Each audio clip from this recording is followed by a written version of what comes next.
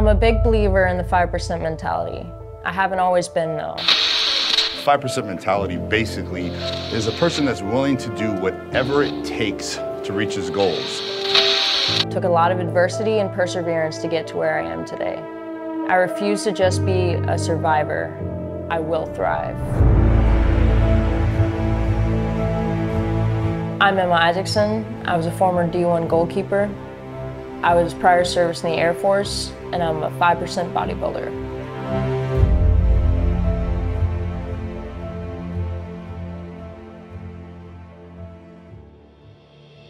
Growing up, I remember always getting counted out because I was a female. Like when we used to play kickball, I would come up to bat and everyone would scoot in closer. And it always irked me because I just wanted to be equal in all regards. So I started trying to find a niche for that equality in sports. I started out with ballet when I was in kindergarten, first grade. I switched over to karate. It was a little bit more my forte. I then switched to softball. Got made fun of a little bit. Still loved it though. But then I switched over to soccer. When I found soccer, it was a whole new love that I found for the sport. I love the cultures that it brought together, and the whole world was united by that one sport. So I thought it was just so fascinating.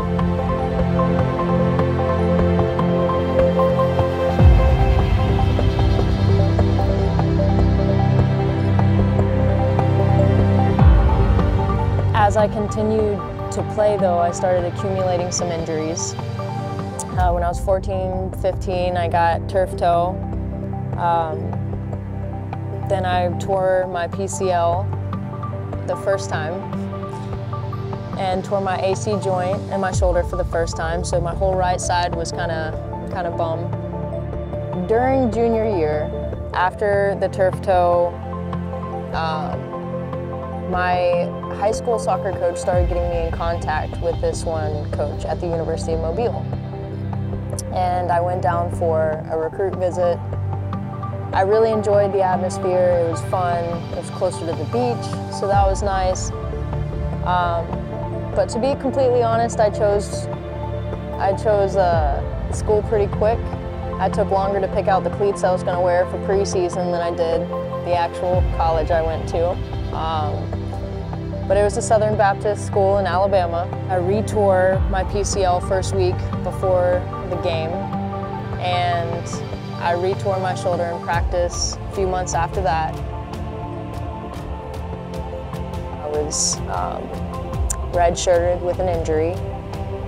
I started trying to rehab it on my own to avoid surgery in the gym, and that's when I found a whole new love and obsession to try and build myself to be indestructible and fix everything about myself that was weak, including my mentality about myself.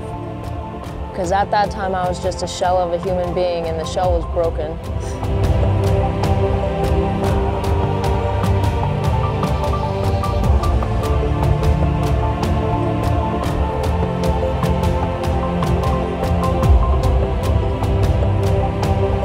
Getting to see what my body was capable of despite being broken, and having people tell me I had to have surgery and I needed certain things, and still being able to show them what I'm capable of physically, naturally, and as a female was kind of my biggest driving point. Was, you're not going to tell me that I'm too injured to do something, or you're not going to tell me that I'm not going to be able to do something. I started doing 2-a-days. I wanted to see growth, I wanted to see progress, and I know I couldn't be easy on myself if I wanted to see a change. And I know that without the gym, I would not still be here. It's kept me mentally on check. When everyone would go out partying and everything, I would use the gym as an excuse to not go out with everybody. I didn't have a whole lot of friends though. Obviously, when you choose the gym over socializing, the social people get irritated.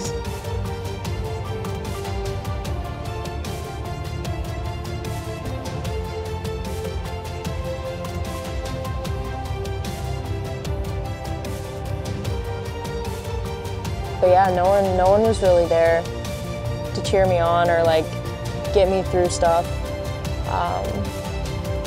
So I would use the gym as a way to get myself mentally out of my head or get out whatever frustration about anything while still putting it into progressing myself and using it as a positive negative.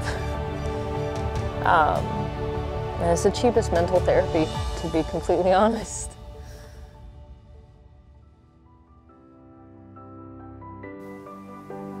After college, my family pulled me out of the closet, and after I got kicked out of the house, I didn't really know where to turn, so I enlisted in the Air Force. Enlisting, I tried to find the most intense training job that I could find, trying to make my family proud. I find out after doing a lot of soul searching, you know, I didn't care if I died, but as long as I died with the 21 gun salute, you know, that was the way to go out. I chose to enlist as SEER, which was the highest a female could go in Spec Ops in the Air Force at the time.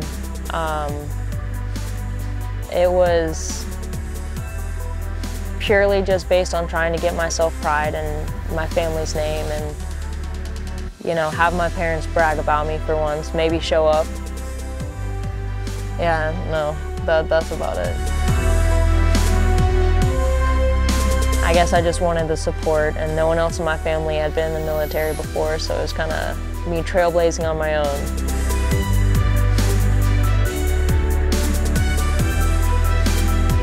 I tried to find family with the military and the camaraderie, and it was a team like I had had on my soccer team prior, and it was still the family without having it to be blood. So, my time in the military was unfortunately very brief. I was super stoked and gung-ho to go in. I trained for a year prior with some of my buddies. I shipped out to basic. I feel like I was acclimating very well. I was getting good marks. I was getting excellent marksmanship, you know, fitting the good qualities of the great soldier. It was a dream that I had. I wanted to make a career out of it, but shortly after I got falsely medically discharged. When I was medically discharged, I felt lost. I hit another low after thinking that that was going to be my full-time career for the rest of my life. I didn't really know what to do. I didn't want to let that take me down though. I refused to let them tell me I wasn't fit enough. So I got back in the gym, but I moved around. So I ended up moving from Texas to Louisiana and then to Jacksonville, Florida.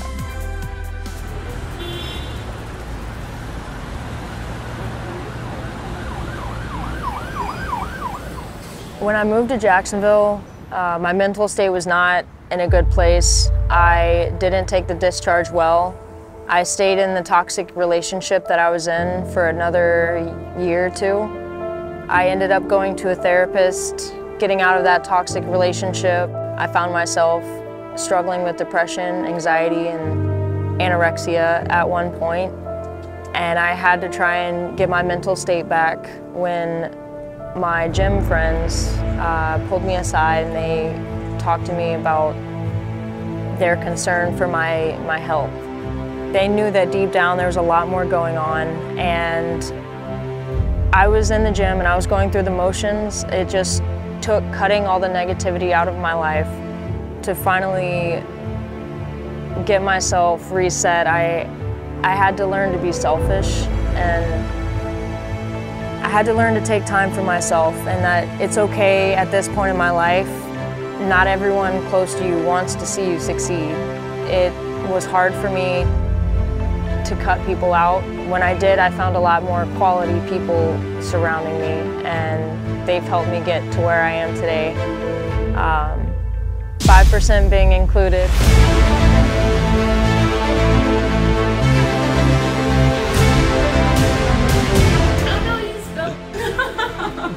Who's the real pro? In November of 2020, when 5% picked me up,